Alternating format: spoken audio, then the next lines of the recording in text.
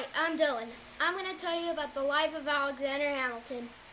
Alexander Hamilton was born in Nevis on January 11, 1755 or 1757.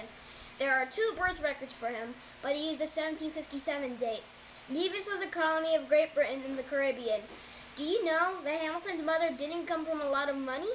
It's true. Even though he grew up without a lot of money, he became a lawyer and Secretary of the Treasury of the U.S. When he was growing up, he didn't know who his father was. In 1765, his family moved to St. Croix. St. Croix is also a colony of Great Britain in the Caribbean. Do you know that his mother ran a grocery store? Well, yes, she did. And Alexander Hamilton helped run the store. In 1766, he worked as a clerk for a shipping company in St. Croix. After several years of working, he decided to move to the American colonies. All the shipping companies knew Hamilton from his mother's store. In 1772, Hamilton went to the American colony to begin a better life. How did he get to the American colonies? There were no airplanes at the time or Uber, so he jumped on a ship and moved to America. He came to the American colony of New Jersey so he could go to Princeton University. Do you think he got in? He tried to enroll in Princeton University, but he wasn't prepared for the exam, so he failed his exam and wasn't accepted. In 1773, he went to King's College, which is now Columbia University, to study the law. In 1776, he became a captain in the New York State Army as an artillery officer. What's artillery?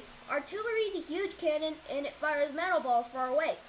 In 1777 to 1781, he served on General Washington's staff in the Continental Army to fight the British.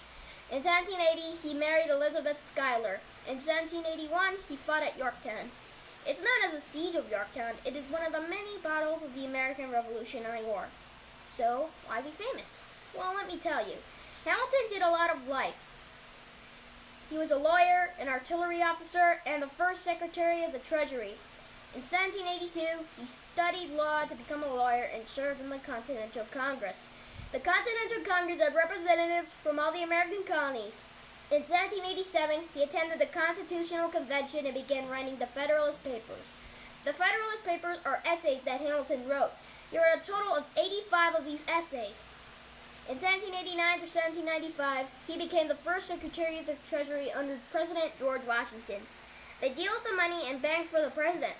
He is the founding father of the United States. It is pictured on the $10 bill. So take out your wallet and take a look.